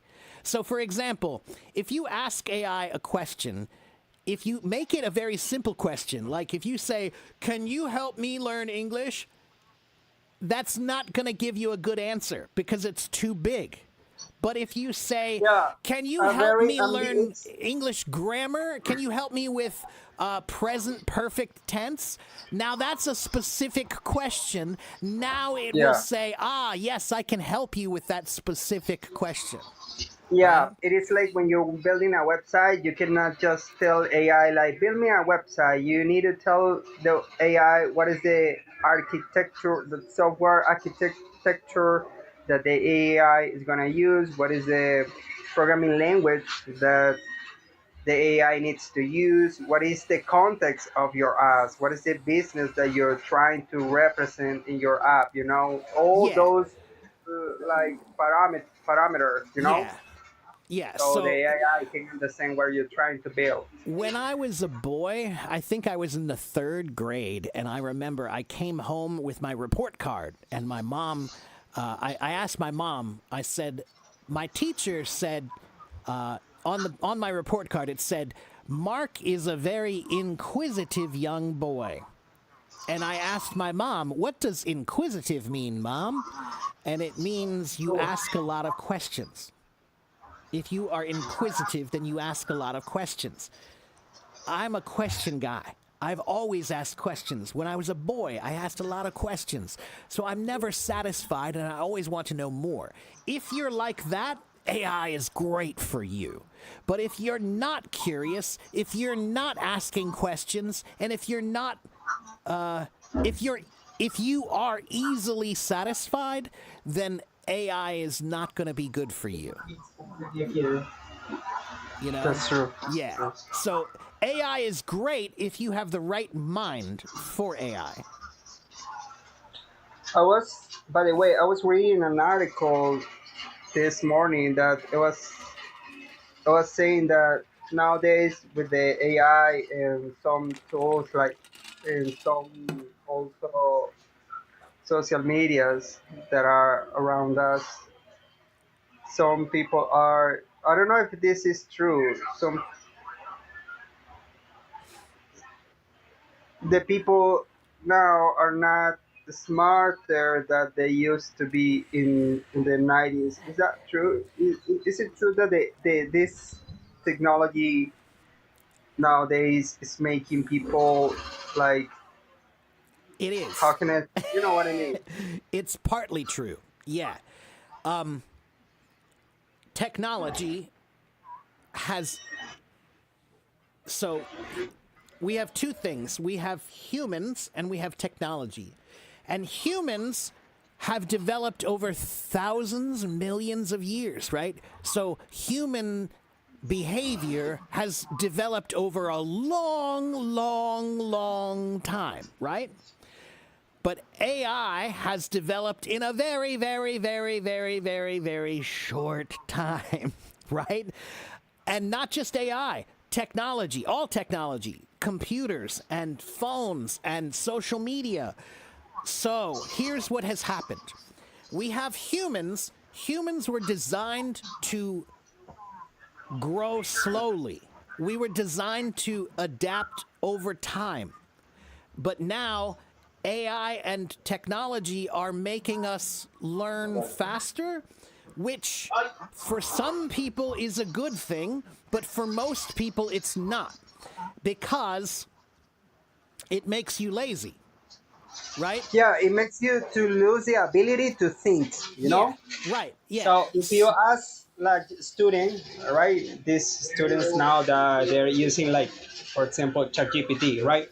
If you tell a student to make a, I mean, if you tell them to read an article, right, and then you tell them to make a essay, essay about what they read, they are used to use AI instead of think. Yeah, but I mean, it's not just that, it's reading too. People can't read anymore. They can't read books because they have no attention span, right? So what I can tell you is the worst thing that you can do for your mind right now is short videos. Yeah, actually, there is a study about that. That looking at short videos, it makes you lose your attention. Yeah, short videos are poison for your mind. I mean, Yeah, I'm not exaggerating when I say that. Short videos make you stupid. It's like a stupid pill. If you want to be stupid, then please go ahead, watch more short videos. Okay? Because that's what they do. There's a term in psychology. Wait, let me think of what that's called. Wait, let me think of this. that's why I try not to use this social media where they're based on short videos. You know.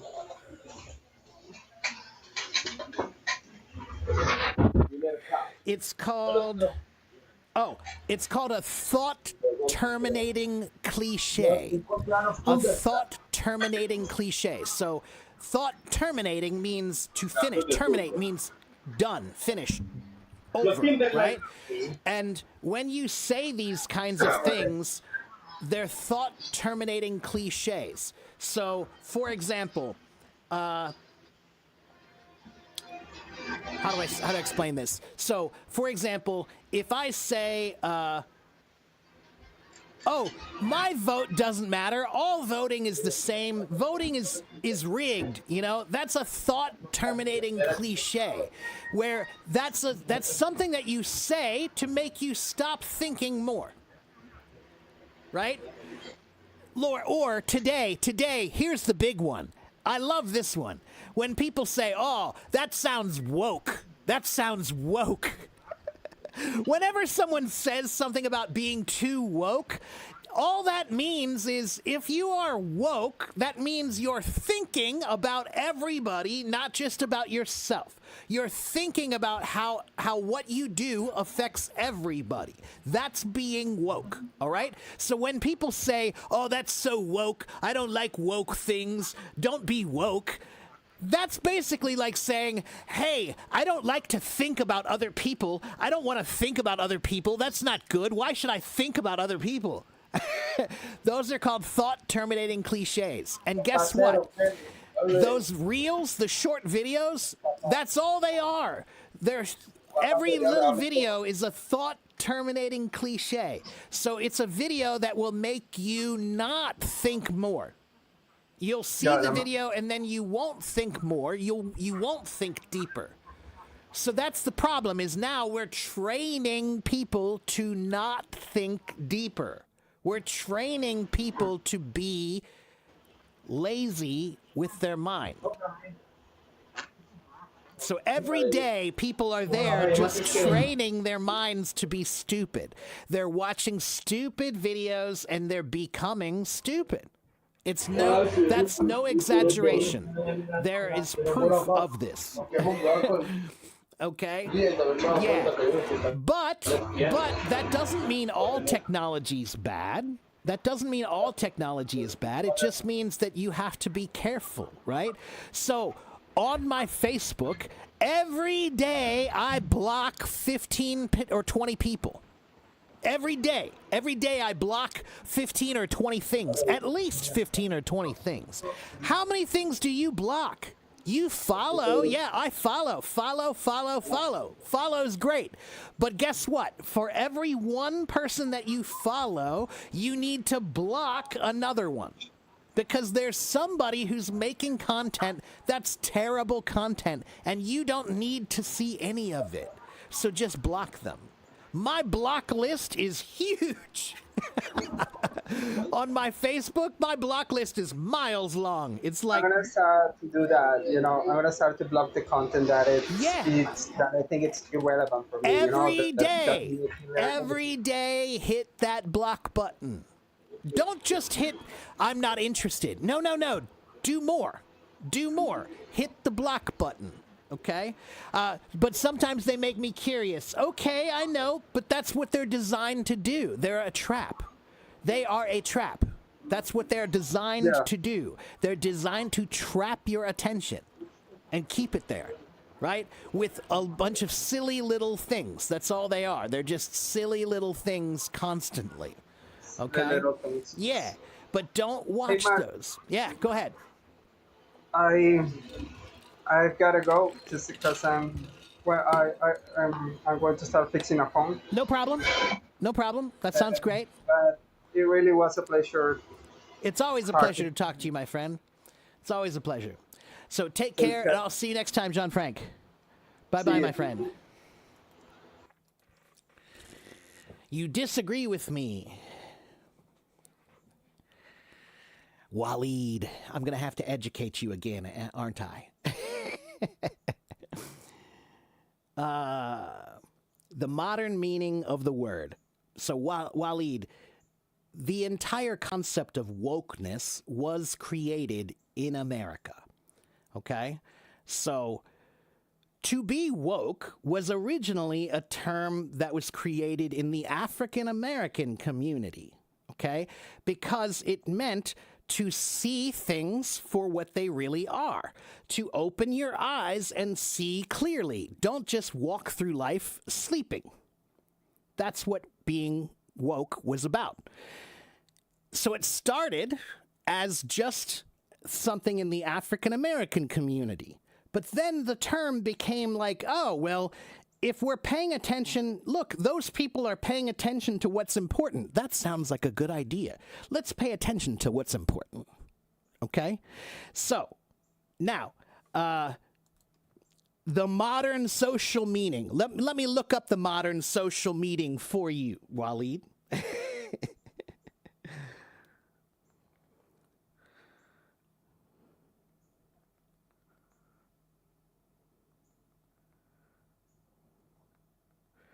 Okay, let's see here.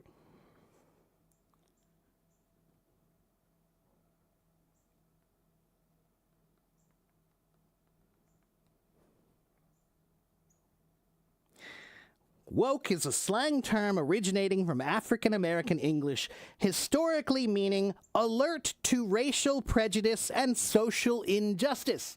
That's it. It means that you are alert to racial prejudice and social injustice. So, Waleed, do you like it when people say that Arabic people are bad? Do you like it when people say that that Islam is bad? Do you like that? You probably don't like that, right? Well, guess what? That's woke.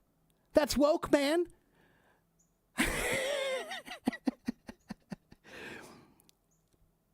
That's woke. You're being woke. If you care about people making fun of Arabic culture and Arabs, then you're being woke, man. So, Waleed, there's a group of people that don't want to be criticized for being bad. They don't like it when you tell them you're an asshole. Pardon my language. But there are some people who don't like it when you say you are the problem. So, those people have now said, oh, I don't like woke things. Woke is bad. Woke is not good. That's all this is. There are some people who don't want to be told, you're not good. You are not right. You are not nice. They don't want to be told. So now they say, I don't like wokeness. I don't like wokeness. I'm not woke. But the only thing that wokeness means, man, to be woke means to care. That's all it means. I care if somebody makes fun of you. That's being woke. I care if somebody is hurting you for some stupid reason. That's being woke. That's all it means. It just means you care. So, if you are anti-woke, basically that means I don't care about anybody else but me. That's all it means. Okay? So yeah, I'm very, very, very woke. And every teacher should be. Okay, man?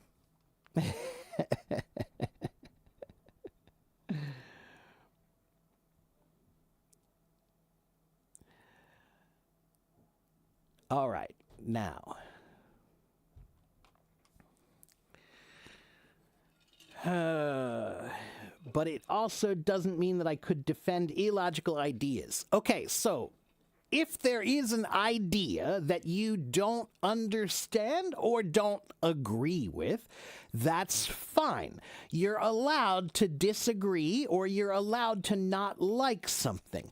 But, Waleed, the facts are still the facts. What you feel about the facts is not important. That has nothing to do with the facts themselves. So, if you don't like that tree, that's fine. You don't have to like that tree. But guess what? That tree is there. All right? So, whether you like it or not, that tree exists. All right? That's all you have to think about, man. All right. You have a question. When you stick at one place, how can you overcome that situation? So, Abhishek, what that means is you're saying, I'm learning, but I'm not learning anymore. It means you're not learning enough. You're not learning enough. So, Abhishek, if you feel like you're not learning anymore, then you need to change the way you're learning, right? So, do you have one book? All right, fine. Get another book, right? There are millions of books about learning English. They're all good. Get one. Get another one. Do you have an app? Get another app. Try a different app that maybe has another exercise. Yeah, find another way. Okay? So, there are two things that you can do if you don't feel like you're progressing. One is to increase the number of ways that you study. Right? So how many ways can you study? How many different books? How many apps? How many live streams? How many podcasts? How many articles? Right? That's one way to do it, is to think about how many different ways are there to study. Okay?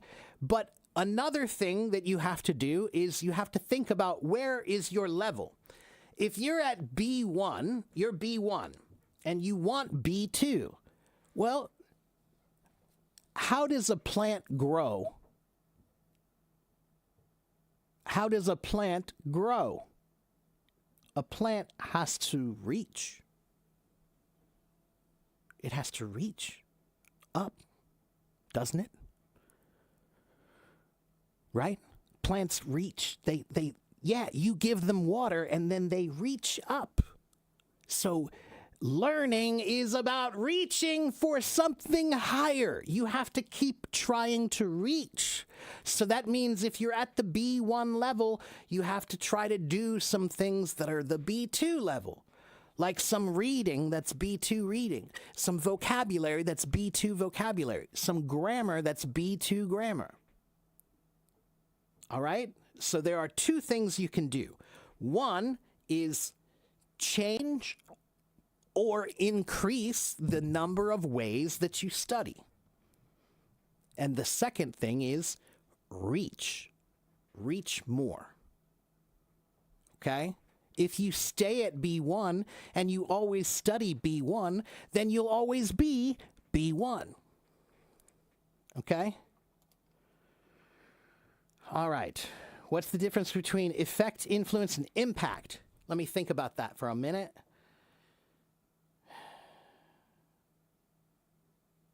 So the effect and the impact, those are pretty close to the same meaning. If you do something, then what happens is the effect. Okay? The result is the effect, right? Impact is like that. How did this impact you? It means, how did this affect you? What did it do to you? How did it change you? What impact did it have? So maybe you change a policy in your city, and now things are better. So that means it had an impact. It had an effect. Okay, so impact and effect.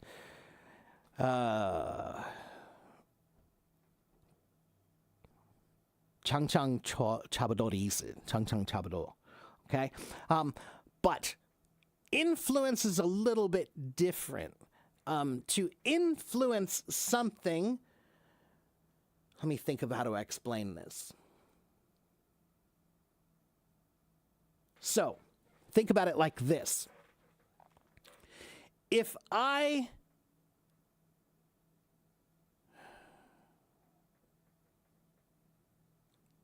Ooh, wow, that's hard. Wait, let me think. Let me check something.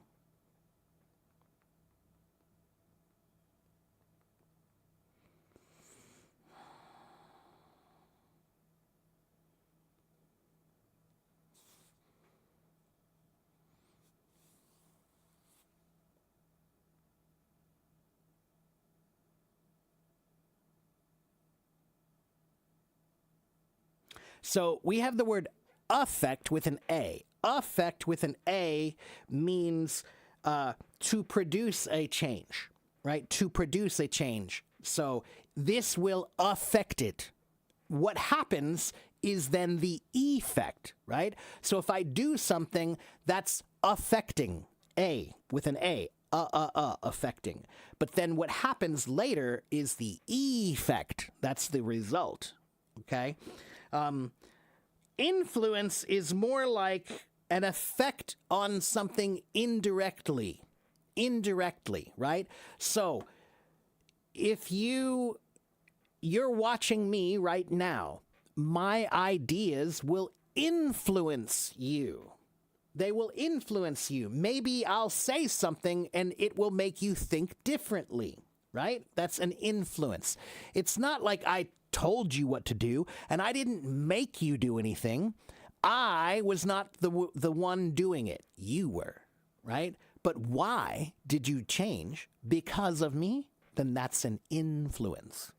Okay? So, on the internet, we say people like me are social media influencers because people watch us and they see what we do and what we say, and then that affects everybody, right? So the things that I do and the things that I say, if they change you, then that influenced you. Okay? Now, an influence is an effect. It has an impact on you. Okay? So they are very similar. And in English, 很多的字就是差不多的意思。OK， 常常就是差不多的意思，有时候就是一样的意思。Okay? Is it right to say that some English learners shouldn't translate English into their mother tongue? Yeah, 对 Yeah. 如果我说中文，我想中文。如果我说英文，我想英文。Okay? What you think should match what you speak. Okay? Yes, I am a drummer.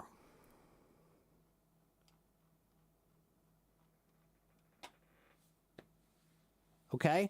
So, when you learn a language, you need to learn how to read and write and listen and speak. But you also need to learn how to think in that language.